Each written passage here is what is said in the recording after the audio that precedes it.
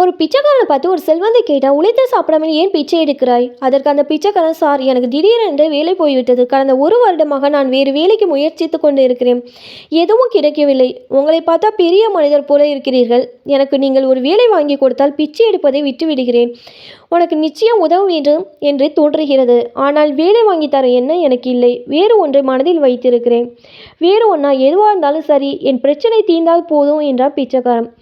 உன்னை என்னுடைய பிஸ்னஸ் பார்ட்னராக ஆக்கப் போகிறேன். எனது பிஸ்னஸ் பார்ட்னரா? ஆமாம், எனக்கு சொந்தமாக பல 100 ஏக்கர்களில் விவசாய நிலம் இருக்கிறது. அதில் விளையும் தானியங்களை நீ சந்தையில் விற்கலாம். உனக்கு கடை வைக்க இடம், தானிய உள்பட அனைத்தையும் தருகிறேன். நீ செய்ய வேண்டியதெல்லாம் ஒன்றுதான். தானியங்களை விற்று லாபத்தில் எனக்கு பங்கு தர வேண்டும். அவ்வளோதான். முதலீடே செய்யாமல் இப்படி ஒரு வாய்ப்பா? இறைவன் கண்ணை திறந்துட்டாண்டா குமாரி என்று பிச்சைக்காரமான குதூகலத்தில் மூழ்கியது. சார், அது லாபத்தை நம்ம எப்படி பிரிச்சுக்க போகிறோம்? உங்களுக்கு 90% எனக்கு 10%, இல்லை உங்களுக்கு 95% எனக்கு 5%? எப்படி ஆர்வத்துடன் கேட்டான். இல்லை, நீ 90% எடுத்துக்கிட்டு எனக்கு 10% கொடுத்தா போதும். அதை கேட்ட பிச்சைக்காரனுக்கு ஒரு கணம் பேச்சே வரவில்லை. என்ன சார் சொல்கிறீங்க? நம்ப முடியாமல் கேட்டான். ஆமாப்பா, உனக்கு 90%, எனக்கு ஜஸ்ட் 10% போதும். எனக்கு பணம் தேவையில்லை.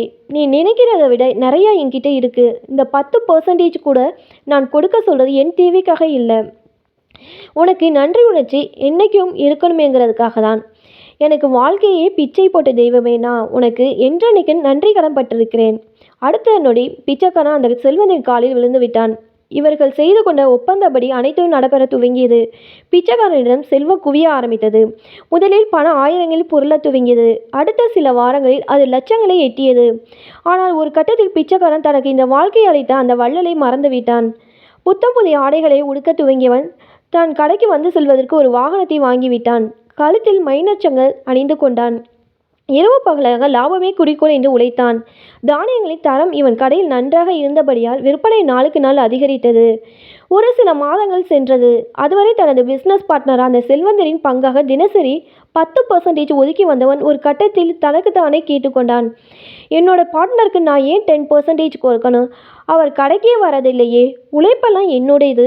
இரவு பகலாக நான் தான் வேலை செய்கிறேன். இனி எனக்கே 100% லாபம் என்று முடிவு செய்தான்.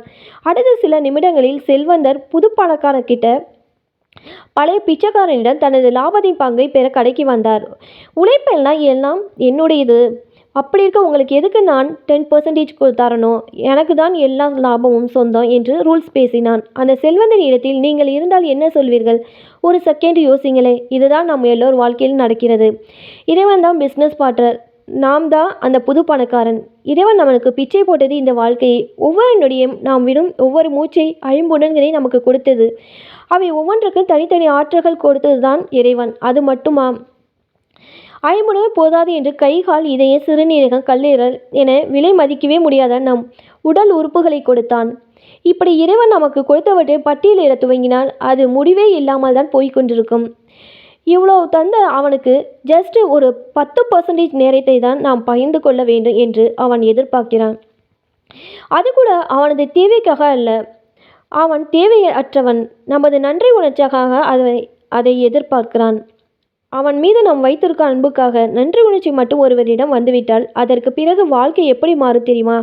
இறைவனை வணங்குவதோ, வேதங்களை படிப்பதோ, ஆலயத்துக்கு செல்வதோ, தொண்டு முதலானவற்றை நம்மை ஈடுபடுத்தி கொள்வதோ அல்லது சக மனிதர்களுக்கு உதவுவதோ, இவை யாவும் செய்வது நமக்காக தான், நம்முடைய நன்மைக்காக தான். என்றாலும் இறைவன் நமக்கு அளித்த உயிரையும் உடலையும் உறுப்புகளையும் அவன் கூறிய வழியில் அவன் விரும்பிய வழி நடத்தி கொண்டு இருக்கிறோம் என்ற திருப்தியோடு இவ்வளவையும் கொடுத்த நம் இறைவனுக்கு நாம் நன்றியுடன் இருக்கிறோம் என்று காட்டதான். மற்றபடி இறைவனுக்கு அது தேவை என்பதில்லை.